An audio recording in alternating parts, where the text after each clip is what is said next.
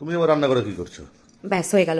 বিছানা থেকে উঠলেই তার এইভাবে বকাঝকা শুরু হয়ে যাচ্ছে, নজরবন্দি করে রেখেছে যাকে বলে। সারাদিন শুয়ে থাকতে ভালো লাগে বলো? আর এখন তো শরীরটাও ঠিক হয়ে গেছে অনেকটাই। চিনতে পারছো না? পকোড়া নাকি? ইয়েস, তুমি দেরিতে এনেছো সেই জন্য আমাকে করতে হলো। ওগুলো করেনি?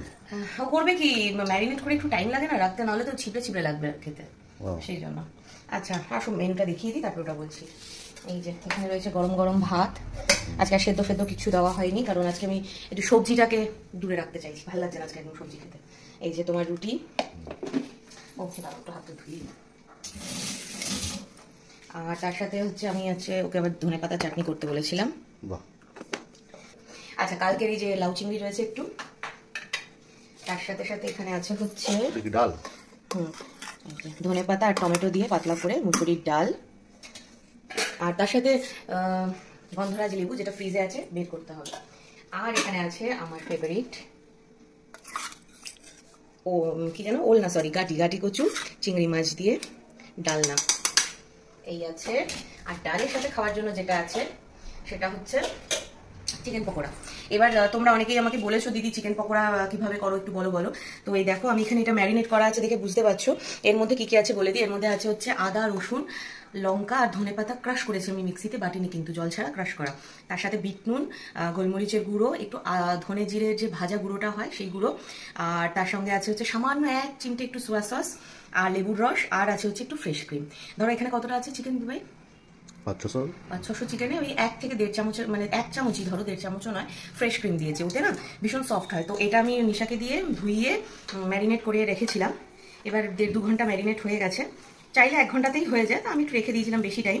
এবার এর মধ্যে ওই 2 চামচের মতো চালের গুঁড়ো আর 3-4 চামচের মতো কর্নফ্লাওয়ার দিয়েছি, দিয়ে মেখে নিচ্ছি ব্যাস। আর কি, ও আর একটু, হ্যাঁ 1 চামচের মতো একটু সাদা তেল আছে এর মধ্যে, ঠিক আছে। এই সমস্ত দিয়ে মেখে ডাবল ফ্রাই হবে। আমি এখন স্নানের আগে একবার ফ্রাই করে রেখে দিয়ে যাব, আর খাওয়ার আগে তোমাদের দাদা আরেকবার ভেজে নেবে। এতে ক্রিস্পি প্রচুর হয়, আর তার সঙ্গে সঙ্গে মানে ঠান্ডা হলেও ক্রিস্পি থাকে, নেতিয়ে যায় না।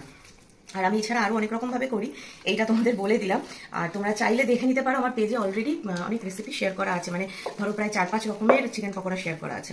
আর তার সাথে আরেকটাও বলে দিই, ধনেপাতা চাটনির ব্যাপারে তোমরা আমাকে আগের দিন জিজ্ঞেস করছিলে কি কি দিয়ে করা। তো এইটার মধ্যে আছে হচ্ছে তোমার লঙ্কা, কাঁচা লঙ্কা, রসুন আর লেবুর রস আর বিট নুন, এছাড়া আর কিছু নেই ধনেপাতা ছাড়া।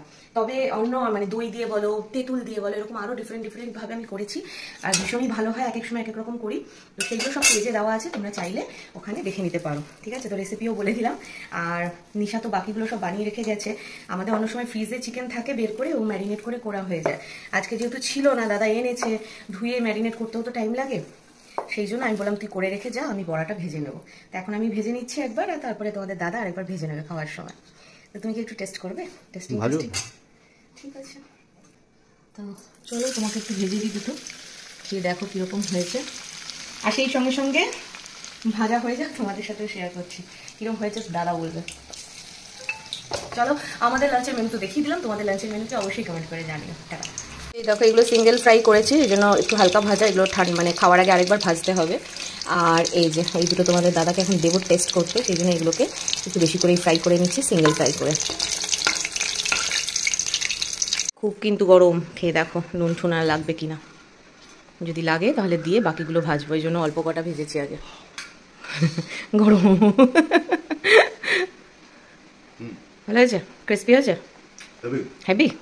চলো তাহলে ফাইনাল লক কিয়া যায়। Thank you.